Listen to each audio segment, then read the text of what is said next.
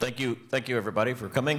Tell me a little bit about why you decided to do this new film, and maybe even tell the audience a little bit about what they'll be in for seeing. Sure. Welcome, everyone. I guess in a way you're asking me to psychoanalyze myself of why I made this choice. And sometimes I find, at least in my case, these things are much more intuitive.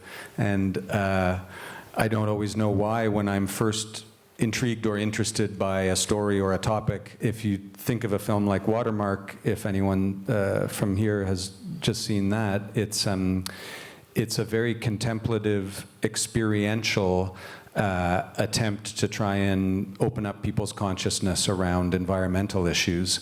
And formally, it's really meant to be different than a lot of the media that we all consume all the time, from all of our sort of quick hit Facebook type posts that we might share around on a topic like this, to even more polemic, discursive films or TV shows, like more Discovery Channel narration, experts talking at you all the time. This is meant to be the opposite of that. A film like Watermark, it's really meant to give you room to have that dialogue in your head with yourself. And I think the subject matter hopefully demands that, because we're all used to the established discourse on environmental issues, and yet things aren't working in my mind. We're not really changing our practices a lot. And so if there's a way to open up this whole discussion into a larger arena, it might be by a kind of an outlier, maybe even shocking sort of formal attempt like Watermark. Black Code is an entirely different animal altogether, and it's a much more journalistic, I would say, and much more political attempt at telling one set of stories through the theme of internet surveillance and censorship. And my philosophy in making the film was to really try and get the direct experience of talking to people who have had often catastrophic events because of their use of social media, let's say, or because their government was spying on them. Maybe they didn't even know it. And so for me to apply some kind of more complicated, stylized filmmaking technique or camera work on top of that, in my mind, would just dilute it. So it's a much more direct subject. In Black Code, it's a very immediate and present subject. And so as a filmmaker, I just tried to get right out of the way and let those stories be told as much as that is possible. So with Watermark, often you can see we put a lot of effort and resources into really getting the shot that would take you there, that would make you have a visceral experience of the scale of the Gilles Dam, let's say.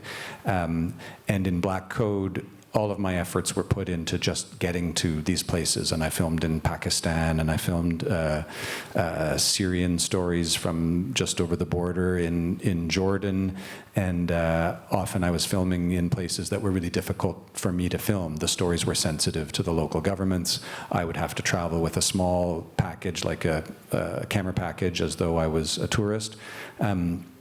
I think I was ready for a new challenge, because mostly the kind of work I do, certainly as a cinematographer, is more like Watermark. And I was happy, A, to travel with a small camera and not 10 heavy cases, but also just to really be more nimble and agile in deference to a story that I didn't need to generate in the way that we did on Watermark. Yeah, the Black Code basically jumps right out of the headlines of today's newspapers, which is why it's so immediate and, as you said, more journalistic. I mean, what was the genesis? Was it a book, or were you a conversation, or how did you get the topic at first? Black Code is the name of a book that's written by the sort of main subject of the film, who's a professor at the University of Toronto, whose research lab through affiliates all around the world.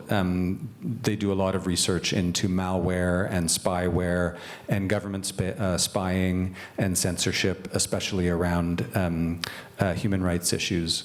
And they're called the Citizen Lab, and they've got a great website where they publish all their reports. Very academic, rigorously reviewed reports that they publish. And I was really inspired by reading that book of how much I didn't know about a lot of what was going on in all of our connectivity that we have with our phones and our computers and our social media platforms, and what some of the broader implications of that was.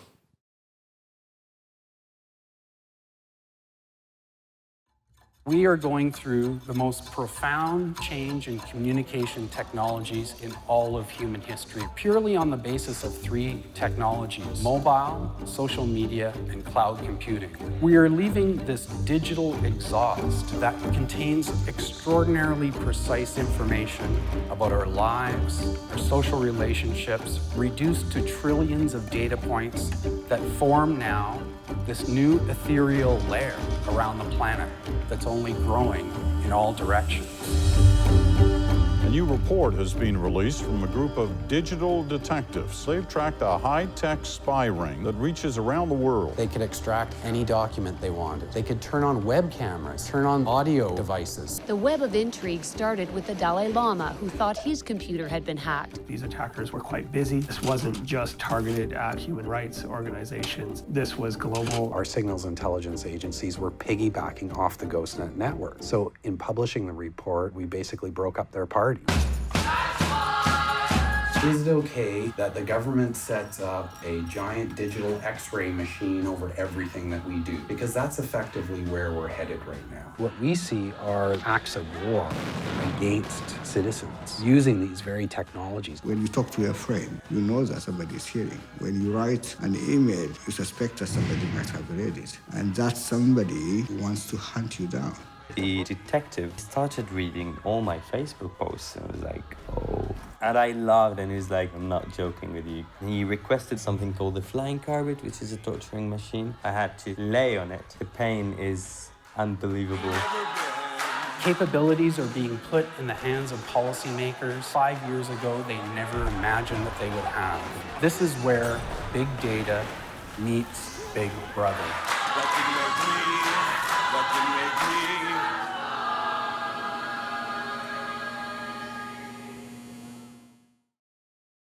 I thought in the beginning that making this book into a cinematographic experience was going to be my biggest challenge, but maybe I was willfully deluding myself because I'm a cinematographer. That's the kind of challenge I love. You know, I actually, for me, it's not work to set my alarm for 3 a.m, to get up in the cold, to carry all my gear to the top of the mountain to get the beautiful morning light. I love doing that. For me, the challenge that I would psychically avoid would be something more to do with writing and trying to have a conceptual framework where really I feel more at sea. It's not what I have a lot of experience doing. So that's the real challenge for me. And it ended up by being the real challenge of the film. I think I worked hard to solve a lot of the cinematographic part of the equation, and that was by traveling to a lot of places that themselves are richly visual and using that as context. But I did despair at many points in the film that I wouldn't find a way out in terms of the story of the film. So that was my deepest trough of doubt, and my biggest challenge was the dramaturgy and the narrative of the film Black Coat. Was there anything, even though you had read the book and you jumped into this project, anything as you were filming it that you learned that even surprised or shocked you, or that will surprise the audience? I would say almost everything I learned making Black Coat both surprised and shocked me, and I think that's why, starting with the book, I was drawn to the topic. I'm not a internet expert, I'm not a computer expert, I'm not a computer engineer, but I'm a heavy user as a filmmaker, and obviously I'm always researching, and I have a lot of contacts, and I'm a media guy, so I kind of thought I had that world scoped until I read Ron's book. And around the same time was when the Edward Snowden revelations happened, and all of a sudden what I was learning in Ron's book, a lot of people started to think about and talk about, and it started to be part of the news. So it wasn't, because I think Ron, the professor, had been sort of a voice in the wilderness, a lone voice, or one of a few for a long time. And now I think it is really top of mind. And so the conceptual shift for making the film in a post-Snowden world came, okay, now that we know about these things, what are we going to do about it? And that became the thing that I was trying to solve in the film.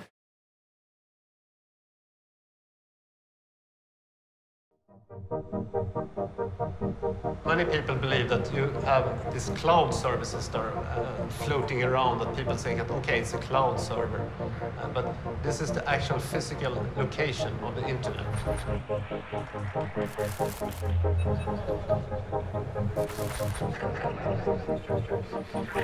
It's a constant struggle to protect data.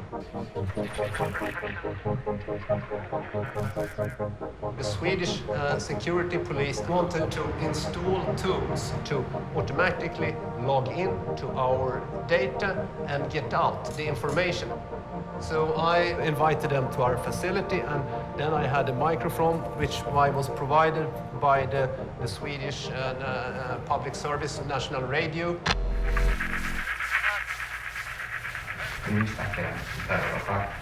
I Stockholm city, och vi får in information som gör att det här är värdefullt för oss att undanröja. I taped this conversation, and they were so angry, and they also wanted us to sign a paper where they said that we could not say anything about it. It should be total secrecy. They said, if a terrorist attack happens, it's your fault. De smäller i Stockholm city med 800 döda. Jag tror inte man vill vara vd för Bahnhof.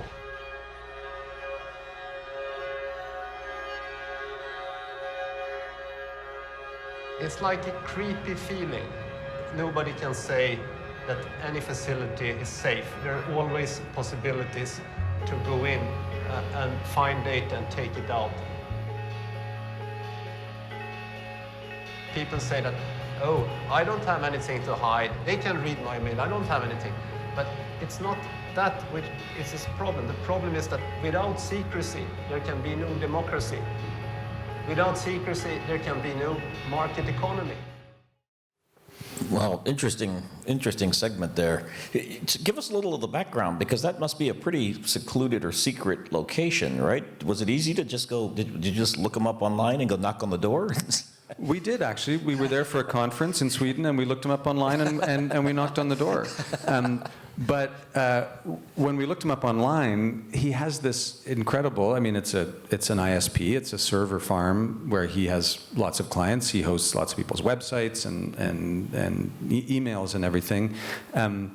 But he's obviously got a sense of flair for the dramatic, because he's decided to put it in an old Cold War bunker. And the stuff I didn't show. He's got these old backup engines from a submarine that are his backup generators, including the old, alarm horn and stuff, and these huge doors that can be closed. It's all symbolic, really. But in a way, it's a perfect representation of how he sees it. In Canada, the equivalent companies who house all of our data are massive corporations. So it's really interesting to have a company that's really run by one person. And also, I think, really interesting that he has a real activist sense around this. So that was great for us. And this scene happens quite close to the beginning of the movie to kind of set up the premise of how vulnerable we've become as all of our data gets aggregated in these incredibly concentrated places. It used to be that our communications were much more atomized and really harder to gather together for someone who would want to be able to kind of get an overview of what's going on. And in an unprecedented way, we all communicate electronically now, and that it's really stored in these places where it's vulnerable because it's so concentrated. And I think this is a new paradigm that we really haven't modernized our systems in a way that can protect what are some really hard-won basic rights, a right to privacy, a right to free expression. And so the rest of the film becomes about individual cases, people telling their stories of terrible things that have happened to them because of this kind of situation. And we who live in the more structured democracies, the film in no way points fingers, at certain places around the world. It's really that a lot of these things are happening in our own societies. I know, Canada and the Citizen Lab does a lot of research into the sort of government structures and also the practices of the security agencies of Canada and the US and Britain, as well as different places around the world. But the repercussions are right now a lot more concrete in certain countries where the governments don't try and hide what they're doing. And can I just ask, how secure was that facility? It's a one-man kind of company, but does he have security guards guarding the servers, or how does it work? Oh yeah, I think physically it would be very hard to break into, but this is the problem, is that when all of our data becomes ethereal, when it becomes so able to be migrated electronically, that really what he's talking about isn't the physical space. That's a metaphor, that he's in this granite place. I mean, somebody could, I suppose, physically break in, but really what he's talking about is hacking, and someone coming in through an electronic backdoor, through a vulnerability in the fiber optics, really. I mean, which really is the platforms, but that's what he's talking about in terms of security. And before we get to the next clip, he raised something interesting. The Swedish police want to blame him if there's a terrorist attack, which is interesting. But it does raise the question. I mean, people with bad motives also want to, use the internet, et cetera, and the police and the security forces and the intelligence agencies say, we need your help, we need your cooperation. Well, we don't want the good people, but we want to know what the bad guys are talking about. How do you draw that line, or what did you learn during the course of making this film about where that line should be? I think it's the most difficult challenge around the sort of meta topic of this film, and yet it's the one that we most critically have to solve as quickly as we can. And it's, how do you reconcile those two agendas of needing good security, and good security means electronic security, and giving legitimate law enforcement and security agencies enough powers to catch the people who would wish ill on the population, and yet restricting governments from crossing a line that turns into some kind of abuse.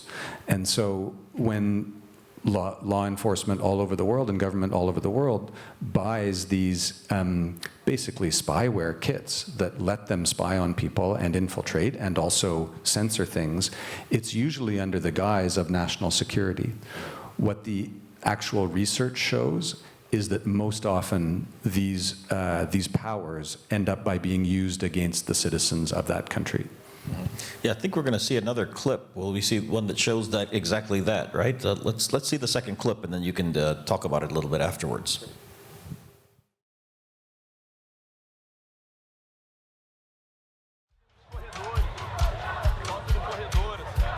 Momento bem delicado aqui na Praça Sans Penha, as pessoas sendo impedidas de andar, sendo impedidas de saírem dos seus próprios lugares. Essa imagem aqui dos corredores, dos policiais ao em volta dos atos, tem sido... Looking at Brazil, this is one of those cases where you have a sporting event, in this case, which triggers all sorts of extra concern around security and the control of information, much of it legitimate. But what often happens is that the layering of surveillance and extra legal measures that happens leading up to and during these events doesn't just disappear. It becomes part of the permanent architecture.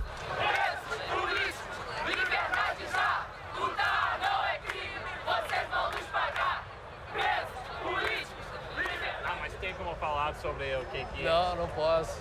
Não? Por que não? Não, isso aqui é um equipamento que transmite a imagem e o áudio em tempo real para um centro de comando só, entendeu? A única coisa que eu sei sobre o equipamento. Mobile phones are prevalent. Everyone has one in their hands. And the police now use a technique where they set up fake cell phone towers that captures everyone within the vicinity and gathers up identifying information that's emitted by the cell phones, which they then use to track people and associate them with each other and being at specific physical events like a protest. And the government can go back in time and recreate every facet of your life on that particular day and hour with whom you are communicating, not only what you're broadcasting, but what you're saying privately, and use this to incriminate you down the road. 19 pessoas foram presas hoje, suspeitas de planejar e participar de atos de vandalismo durante protestos no Rio. Ainda era a madrugada quando 30 policiais saíram para cumprir mandados de busca e apreensão no subúrbio do Rio. As equipes recolheram computadores, celulares, máscaras de gás e um pedaço de madeira com pregos, entre outros objetos. Aqui dentro da cidade da polícia está funcionando um novo DOPS, que agora tem o nome de Delegacia de Repressão aos Crimes de Informática. Numa tentativa para transformar a nossa juventude, que quer ver um país diferente, em uma quadrilha de marginais e bandidos. Vigilância direto na internet, vigilância direto pelos celulares, manipulação de provas.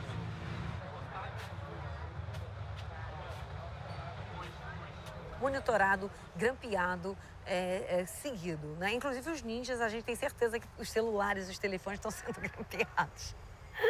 Nós todos aqui já estamos mapeados. A própria vigilância, esse modelo de espionagem e essa paranoia que ela é instaurada a partir dessa prática. People realize there's some hidden mechanism of power going on through surveillance. And you begin to suspect maybe this device you can't trust. Maybe the state's in here, or it's in my mobile phone. And as that kind of seeps out there, people become much more unwilling to take risks. You know, even in our own work, we're much more cautious about what we say over email, worried that somebody's listening and so on.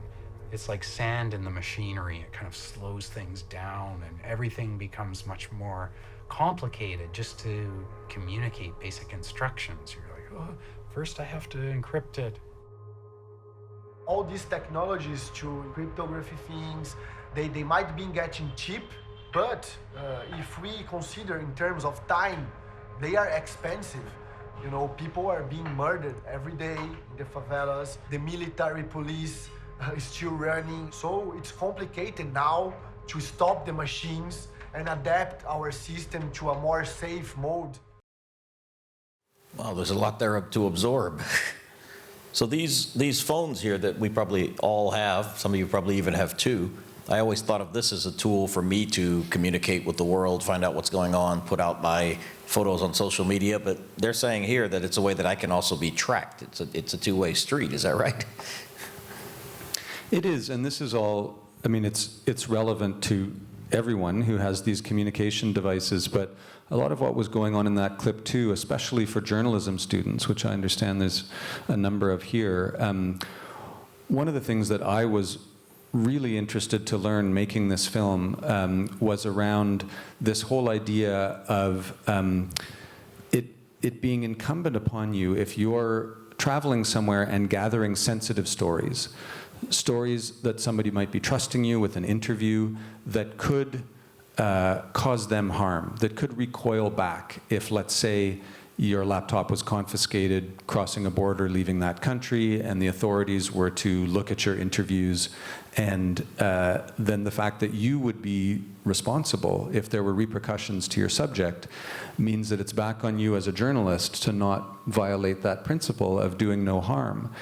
And tools do now exist, and through the help of the Citizen Lab, the research group I was with, I got sort of fully kitted up so that my media was encrypted, all my communications were encrypted, and this is at a time where the biggest newspaper in Canada, their journalists still weren't using any of these practices, and it's really a new responsibility, I think, in certain situations for journalists especially to be really aware of the points of failure that they have in the potential points of failure that they have in their practice around technology. I think most people don't even take the time to encrypt emails or just private messages back and forth. I mean, that's a huge problem, internet security here. How do we raise people's consciousness to recognize? I mean, people may change their passport every once in a while, but you know, you've got to do more than that, correct? Yeah, how do we raise people's consciousness? I mean, when you start to look at how daunting that is, it defaults probably back to, well, you do what you can do. My answer was, I made a film called Black Code that's kind of about all of this, and so I hope that it can move the needle even a tiny bit for anyone who sees it to look at whatever their particular situation is, which will be wildly divergent from everyday consumer users to, sure, journalists and frontline human rights defenders for whom I think these things become really, much more amplified, these issues. Now, the modern mobile digital technology has enabled us, for example, to see police brutality in the United States.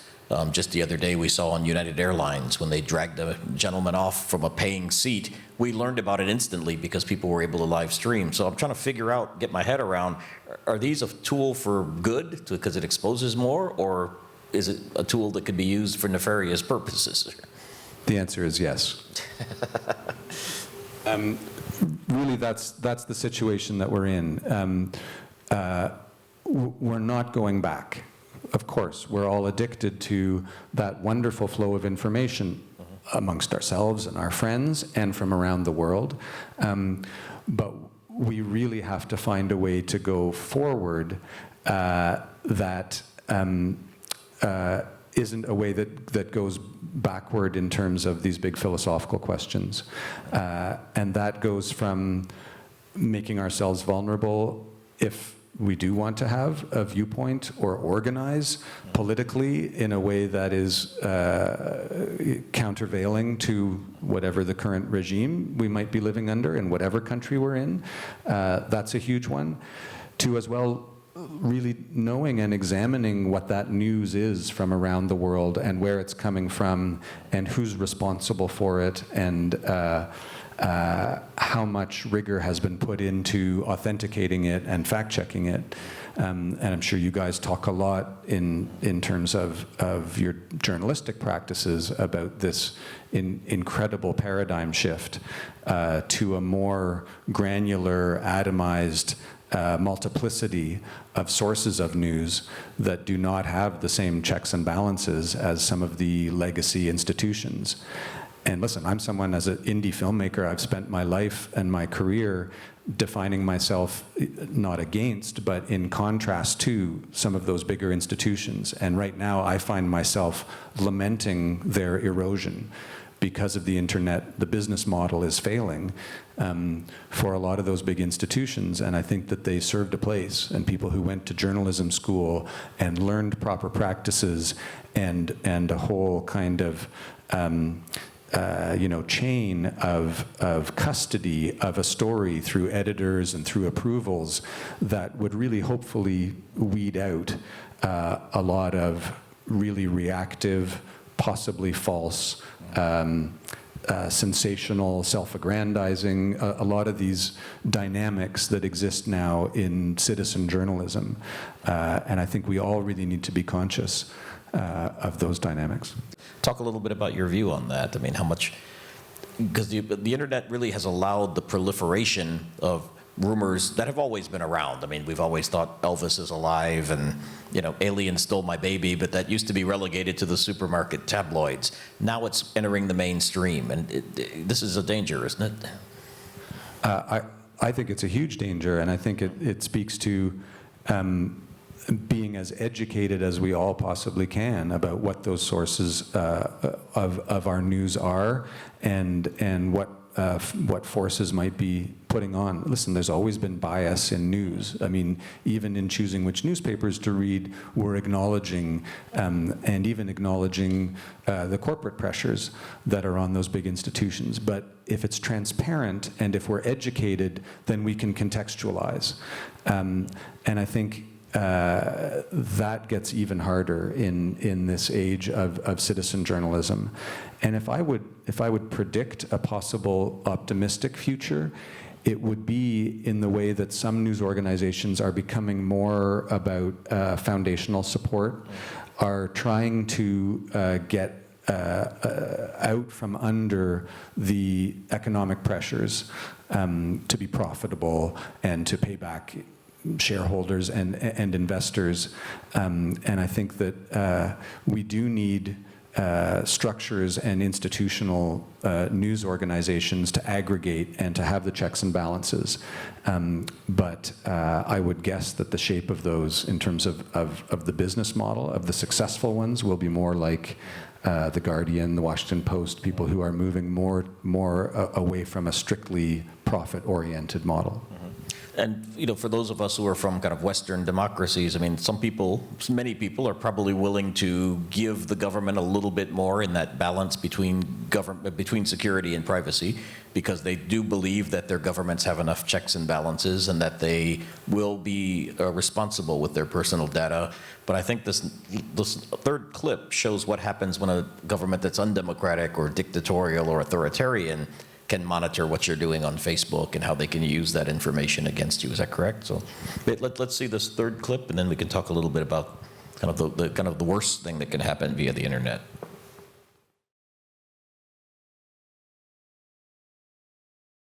And I sat next to him, and he started reading all my Facebook posts, and I was like, oh.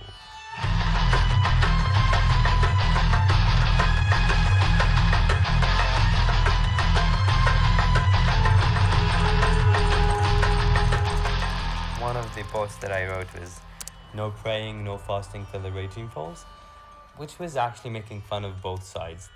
And I loved, and he was like, I'm not kidding with you, I'm not joking with you. He kicked me on my chest, and then he requested the same short guy, because he was there in the room, to bring something called the flying carpet, which is a torturing machine. It's a wooden board like the door, but it has joints in the middle that can flip. And I had to lay on it. They tied my wrists, and they tied me from the middle, and they tied my legs, and they just closed it. So my knees touched my chest. He took off my shoes and my socks and started beating me with a metal whip. The pain is unbelievable. You just can't take it anymore. You just can't endure this amount of agony.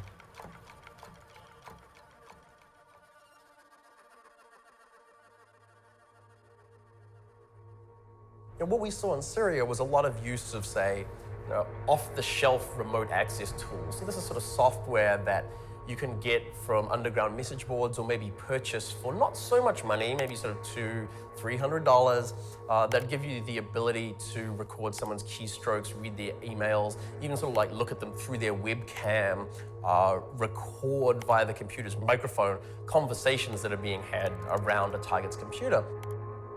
Frequently what you'd see is that it'd be bundled with some type of lure document which showed sort of a deep understanding of the psychology of the people that they were trying to target. For instance, one of the documents that was sent out that I keenly recall was a list, a purported list of insurgents identified by the Syrian government.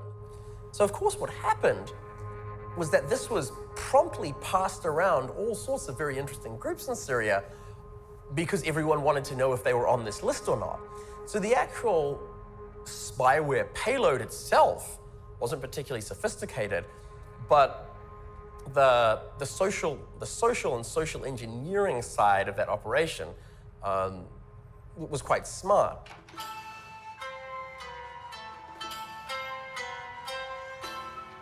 Internet entered almost all countries in the region before it entered Syria. Yes. Government in Syria, we are not as developed as Canada, for example, or not as developed as United States. In Canada, they can monitor people and control people and spy people in a very intelligent way. And even they don't feel that they are spied on. But in Syria, of course, you go to old ways.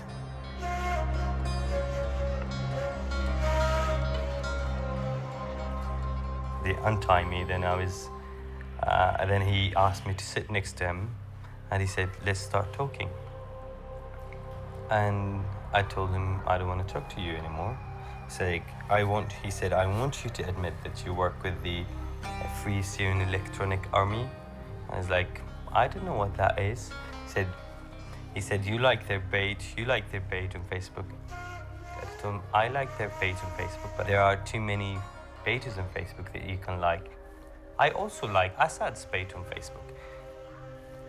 Well, that did not convince him. So his boss came and he told him what is going on. He told him this is the Facebook guy and he's not cooperating. So his boss told him to send him down to the basement, peel his skin off, and just remind me of him after a month. And I was like, can we go back to the flying carpet? I stayed there for almost a month, and then I was released with a presidential amnesty. Wow, chilling. Wow, that also raises a ton of questions there. I mean, we know now that security agencies monitor Facebook and social media to see who the dissidents are and who they consider the troublemakers, et cetera. So, but we're kind of just used to putting everything out there about our lives, not knowing that it could be collected and swooped up. I just saw even the new Trump administration in the U.S. said they're now going to start looking at people's social media before deciding whether they can get a visa to go to the United States. I mean, how dangerous is this now that we put so much of ourselves out there online and then it could be used against us? This is exactly, it's the crucible of the question that the film is trying to get people to answer for themselves. Where is that line between freedom of self-expression and exposing yourself because it's just so public, right? And how do you narrowcast your views when it's more appropriate to do that than have your views be available to everyone? Sometimes you really just want to talk to your friends or your colleagues or your collaborators in a way that you don't want to talk to the whole world. But I think we're getting very confused about how to use our voices because of this extremely public nature of how we're expressing ourselves more and more. I take a cue in my thoughts on this from Professor Debert, who has spent his entire career tracking these vectors and thinking about their implications. And at points, I became very pessimistic about the future and some kind of structural bent towards totalitarianism with so much power available in terms of controlling the message and rooting out communications.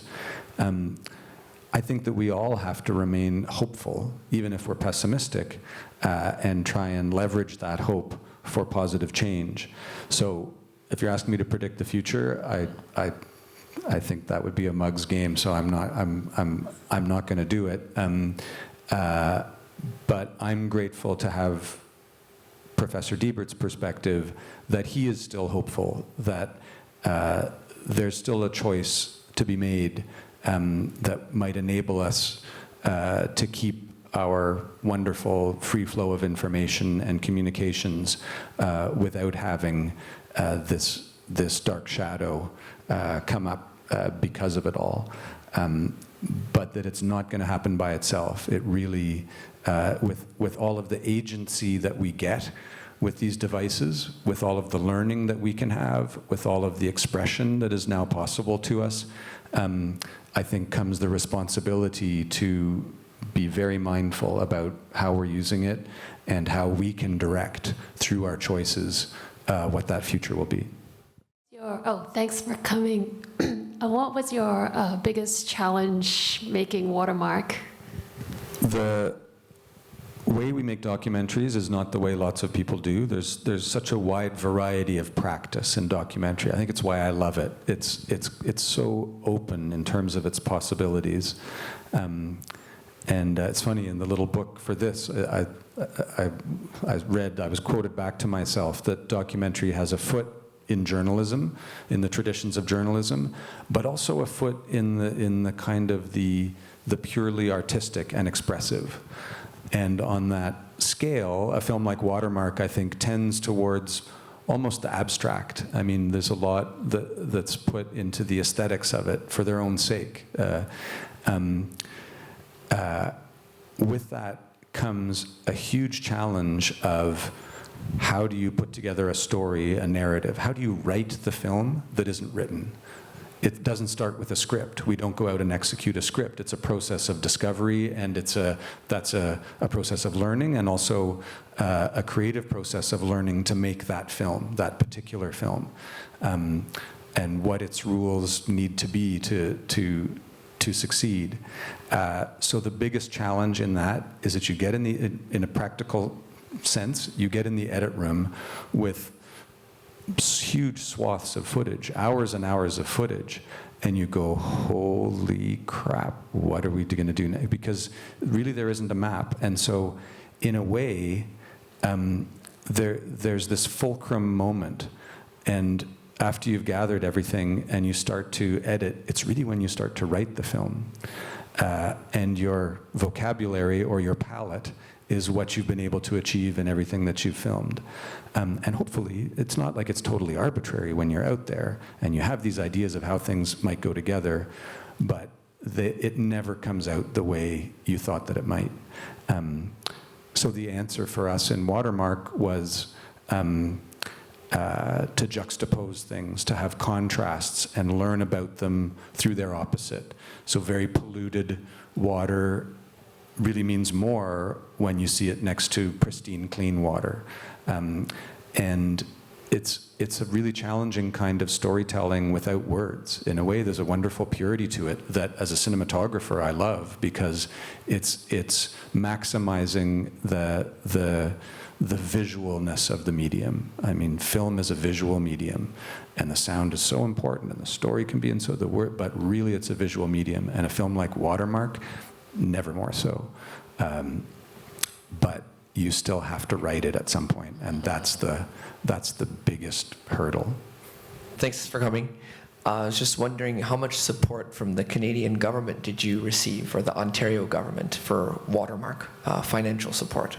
Yeah, you know, I mean, like in journalism, the whole world of documentary filmmaking has changed, and there are some winners, but I think there are maybe a lot more losers from the older way of doing things and the way of funding. So there's incredible downward pressure from the internet, and there's much fewer broadcaster windows and way fewer dollars in the system. And I don't really know how we compare to the whole world, but it is still possible to make films with Canadian funding, and some of that does come from the government. There is a cultural mandate in Canada, and that takes a number of forms, including tax incentives and some rebates and things like that. It's administrative drudgery, because I push the paper too, I'm the producer, and so you earn it in lots of ways, especially when you're a very small, we're just a tiny company. It's not like we have all this infrastructure and people who just do all that admin work. And but I will say that, yeah, that Canada does have support for documentary filmmakers, and we've been able to avail ourselves of that in a number of cases. So much of the funding, it starts with a broadcast license, and then it's filled in from various agencies and foundations in Canada. Hi, thanks. I read somewhere that this, for Watermark, it was 180 to 1 minute, like 180 minutes on the floor and 1 minute editing. And you were talking earlier about premise. So I'm curious as to when you're in the editing room, does the premise come in at that point? Or did you start off when you're filming and then you have a premise and that premise changes over the filming? Yeah, I think it becomes a semantic argument of what the premise is. Obviously, we have ideas, and we've chosen these particular stories, and if your topic is water, I mean, you could go anywhere and do anything. It risks being arbitrary, and you can't be arbitrary or you won't have a film in the can when you come back from your shoots. But if you script too closely, and if you construct ideas, your preconceptions of what you're going to get too much, then I think you miss all of the wonderful and resonant reality of what's actually there when you get to a place, which you can never predict. And I think documentary practices that then go and sort of edit out or censor out anything that doesn't conform to their preconceived ideas are always weaker. And sure, I'm a cinematographer. I've seen lots of different directors and how they work, and sometimes people just won't let go of that interview until the person says what they want them to say, you know. But to me, I think it's a lot richer, and it has more the power of the reality that you're capturing if you do all your research and achieve this liminal state when you're in the moment, in that place of, okay, what of this, now that we're really here, that we're really in front of all this, what fits into the film we're trying to make? What is thematically congruent? What is part of it?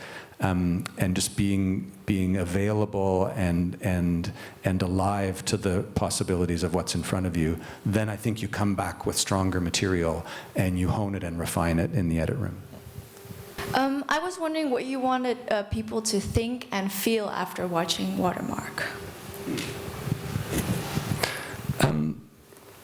It's a good question, and I hope it's not a cop-out, but my answer would be that the answer to that question would be as different as there are individual psyches in the room who watch it. And when I said before, it's interesting that we collaborate with a photographer, I think, and Ed Bertinsky's photographs, if you see them, they're incredibly high resolution. They have really high production values, and when you stand in front of one of them, they're really big. You can get lost in it, and yet it's a static two-dimensional thing. And so if you've ever, like I have, been moved standing in front of a painting or a work of art, it's not throwing information at you. You're having a dialogue with it. It sort of goes back and forth, and your eye might follow narratives within the details of it. And I think the rhythms and the pace of a film like Watermark are meant to replicate that experience, so that some of it, like my kids watch it and go, "Dad, that's really boring," you know. But I think you learn to have that dialogue and have your own thoughts that you're bringing to things in that moment, and hopefully emotional reactions too, not just intellectual. I think real transformation comes from having an emotional reaction to something, not an informational reaction, right? It's not for nothing, as journalism students, you guys I'm sure study, that huge social political change or shifts in consciousness don't come from coverage of the overall diagrammatic view of the war, right? They come from that one boy on the beach. They come from that one iconic image. We can think of tons of them through history that become your particular way in to a much bigger, complex story. And I think if you try and start with the complexity, you'll never ground people. You'll never find a way in. That emotional response to something often then makes you available to want to know more about the greater story, the conflict, all the complexity, and to at least try. Hello, I just want to ask whether you encountered any ethical issues when making Black Code. For example, getting the citizen group to open up about what the Swedish government told them not to do, and how you overcame those problems. The ethical dimension is one of the biggest parts of documentary practice, just like it is with journalism. And sometimes you see something that would be really sensational, but if you don't believe that it's true, you can't put it in. And in the sort of practice of that, most often it plays out in your personal relationships with your subjects, with anyone else who you have to interface with. So yes, there are ethical questions and problems all the time. And just like to tell the story creatively, you have to put yourself in that state where you're really available to be responsive to things. I think you always have to be in that ethical state of being aware and mindful of what's going on and what the relationship is. You know, as soon as you have a camera, you have incredible power, right? And you're at the top of that triangle of the filmmaker, the subject, and the viewer. You have the power as the filmmaker to exclude things, to frame things out, to include them, to manipulate reality, to change reality. I mean, we've all reconciled that there is no objective truth. You're always bringing your biases from whatever they are, from your childhood, from your culture, from your country you're coming from. You're always bringing those, and so as much as you can be mindful and try and eliminate those, I think it becomes about your intentionality as a storyteller is where I ground it, and mine will be different than other people's practices, and there's no right or wrong, but obviously whatever your moral compass is in the world needs to be brought to your practice. And I think it'll always be stronger when you're mindful of that. Can you share some of your lessons as a cinematographer? So how can video shooters improve their skill and make their videos look more beautiful? Yeah. What are your secrets?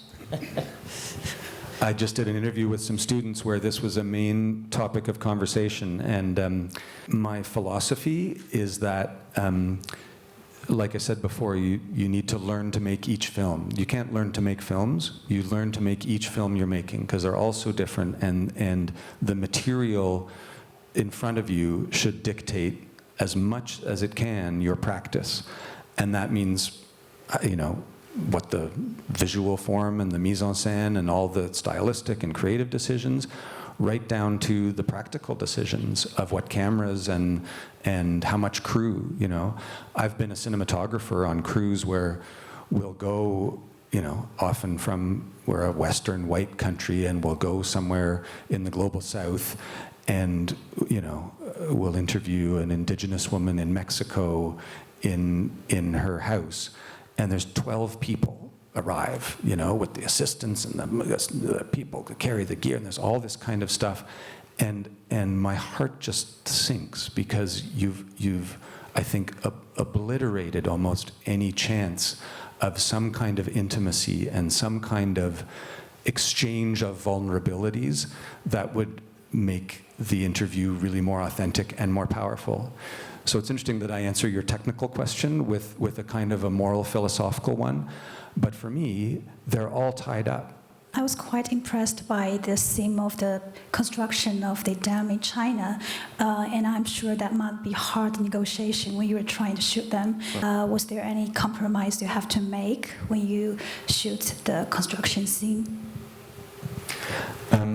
So that's a very long and interesting story, and there was another film before Watermark that my wife Jennifer, who's one of the directors of Watermark, made that I produced called Manufactured Landscapes. That was kind of how we met the photographer Edward Bertinsky, who was doing a photographic essay, and we made a film about him, and we all became friends, and we're making a third project now. We work together a lot, but he through a producer who's now lived in China for more than 25 years, does an incredible amount of work gaining that access and gaining that trust.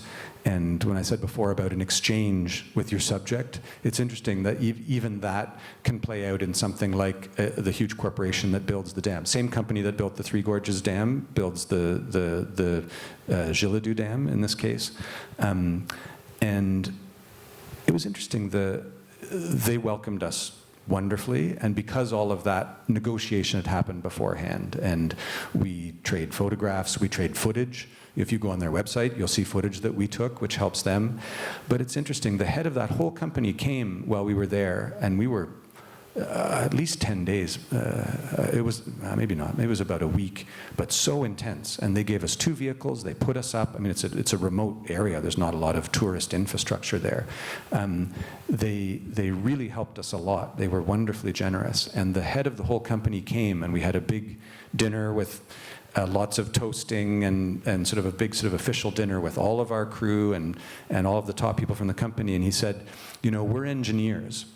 We know how to build these dams, and it's very technical, and there's a lot of complicated math, and it's some of the most incredible human accomplishments in a way. And then he said, but you guys are the storytellers, and we don't know how to tell the story of this, and you guys do. We need you guys, the film crew, to tell this story. And I thought that was an interesting exchange, that we each had something to give.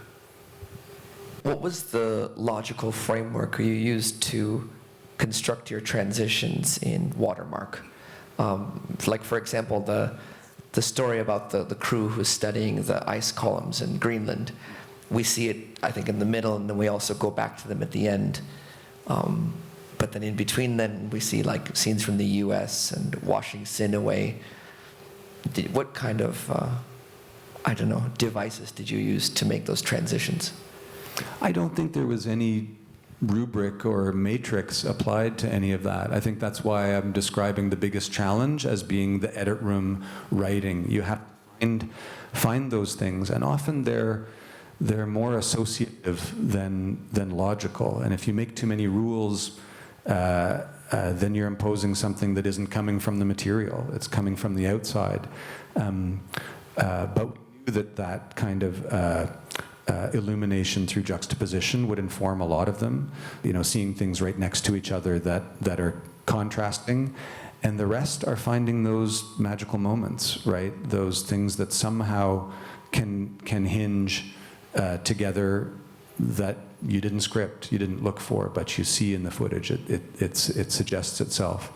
As well, we want it to be a global film, right? And so that everyone can be brought into this conversation. It's not just about certain places. So we did want to keep moving around as different as possible stories in lots of ways. And of course, you would never script in your proposal to the broadcaster that you'll go from the 25 million bathers in the Ganges and that sacred appreciation of water to the teenagers in bikinis doing cartwheels on, you know, the California beach, right? Because you would never be able to shoot that. And yet you come with your footage and you see that there's somehow those two kind of complete a more holistic view of an idea of how different people interact with and appreciate water. So between being a cinematographer and a director, what sort of change in mindset? Can you give us a little insight about, you know, which you do find more fun, more challenging? Being in charge of and responsible for, and at times that weight was a heavy weight, but the conceptual framework for the film and knowing that I would find a way out of you know, story-wise, of all these stories that I was gathering, or the film I was trying to imagine. So it was wearing a lot of hats, and sometimes it suffered. I get back and I say, oh my God, that was my framing. Well, good. I was worried about being a director in that moment and looking at engaging my subject, you know, directly, not looking in the monitor. And so incorporating those things. At the same time, there's a wonderful purity, I think, to you know, having that creative relationship with myself in my head instead of with other people. And there's always a kind of an intuitiveness to camera choreography, especially when you're hand-holding and following action, that I enjoy. I really enjoy directing that in the moment. And so being the director too, I loved that challenge. I mean, I look at where I am now, and I have this incredible privilege to make films, which I also count as a responsibility, to try and make films that are issues-oriented and hopefully that matter in some way. I mean, I've found a way to make it happen. For me, that's even producing the documentaries. They don't pay the food and the rent. I run around with my camera and you know, work on other people's shows in between, or if my wife's more in the edit room for a long time, then I'll go and do that sort of freelance work. I find that as a solution. I think people who really want to tell stories, and the world needs people to tell stories, will find a way, and it's not a way that I know now. I'm a bit of a dinosaur. I make these long-form documentaries. We were talking in the taxi on the way here with one of the students. Don't discount the beautiful, poignant, poetic short film, a 3-minute film, and social media has so much more penetration now, and that can have just as much effect and tell just as important a story as something like this, which probably will dwindle in importance in the face of that. So there are so many possible futures that, yes, I'm optimistic and hopeful. A film like Watermark, I just hate that it kind of has the same path as a Tom Cruise Hollywood action film. Hey, great to have, you know, studio Hollywood films, but should there not be some sort of different expectation for these things? We get them out for free, as widely distributed as possible, for free. No expectation of any money back. You know, that's the film like Watermark. It's supposed to make money for the distributors, and it never does make enough or anything, you know, because it's more of an art film. It doesn't mean that I don't think it should be there, but I think that what films are made and how they're made will shift based on that. And I think more of a sponsorship model, like I was saying about news organizations, I think might rush in to fill a vacuum in the kind of the business plan of all of these things, of filmmaking and of journalism. Hello. So you talked about the visceral connection that you're building with the narration in Watermark using visual images. So perhaps you could talk about the storytelling, the difference between storytelling and narration, between cinematography using visual images mainly as the vehicle to bring about a story, and that of what is more in Black Code, the arrangement of perhaps interviews, or what other elements in documentaries? Yeah, like I said, there's such a range of practice, you know. Every short form story on television news is a documentary, right? It uses all of those, a lot of that same language and a lot of the same practice. So even as a filmmaker, you know, the subjects were often extremely brave people who have suffered grave consequences for standing up for things that they believe in. Or if they've had something come out of the blue, then the bravery of telling their story. I think there's nothing I can do as a filmmaker that trumps that.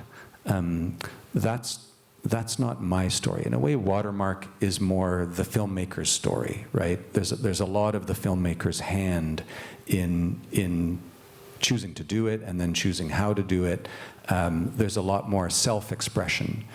And so I think, again, if you take a cue from your subject, in terms of the bravery of their words, of the fact that they're sharing and going public with something that is sensitive in the cases of my Black Code subjects, and then the sort of intensity of the story, I just want to get out of the way of that as a cinematographer and as a filmmaker. I want as direct a connection with that person and that story as an audience member can have, I think becomes my job.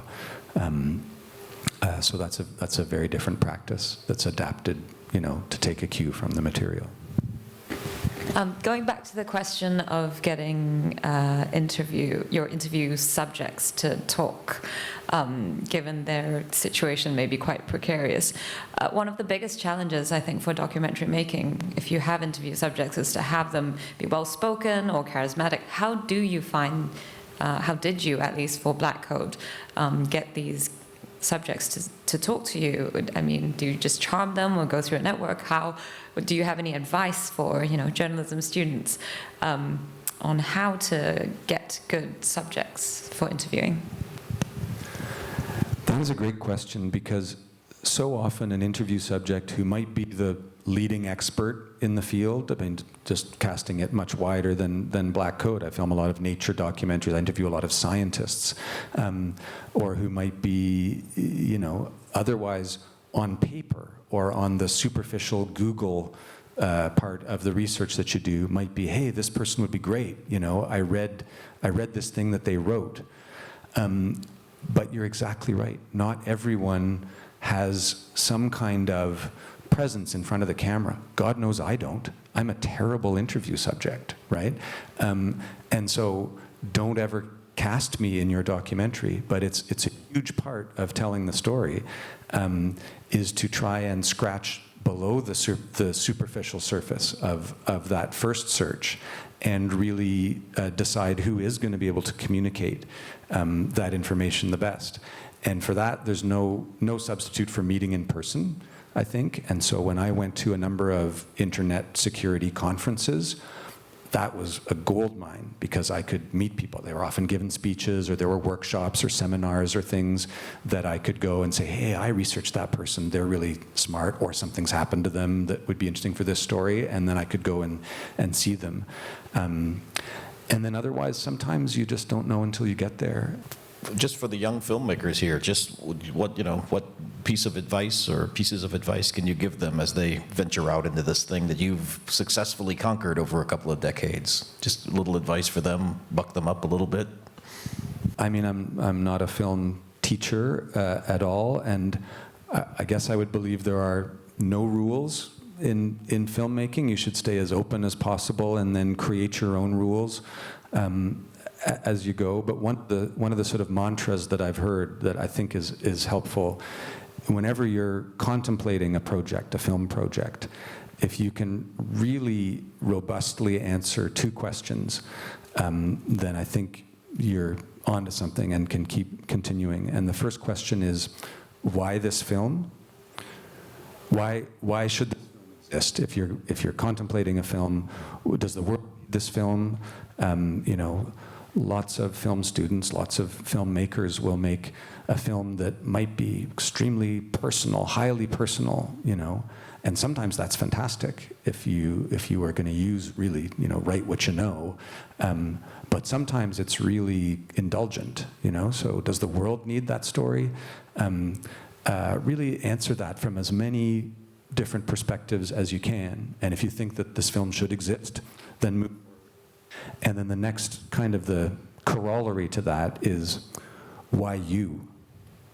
So if you say that this film should exist, but it's a film, about some highly complex thing or something that would be really hard for you to get access to based on your resources, or really would require a bigger budget, all the different ways that you can look at that. Why should you be making this film? I do it all the time. Really test yourself on that, and live with it for quite a while. I mean, in practice, these films are their gestation periods are long, because no one's going to write you a check quickly. In fact, there's a lot of work you got to do just to get a kind of a proposal and a concept that is right. So you're going to live with this for a while. And I know I've rejected lots of films. I've had lots of films rejected from the outside, but I've rejected lots of films early in that process, just really by saying, yeah, you know what? I don't think I have the commitment to this topic. I'm sort of interested, but I don't think I have the commitment to see it through. So why this film? Why does the world need this film? And why you? Why are you the one to make this film? And if you can answer those, go make that film. Do it.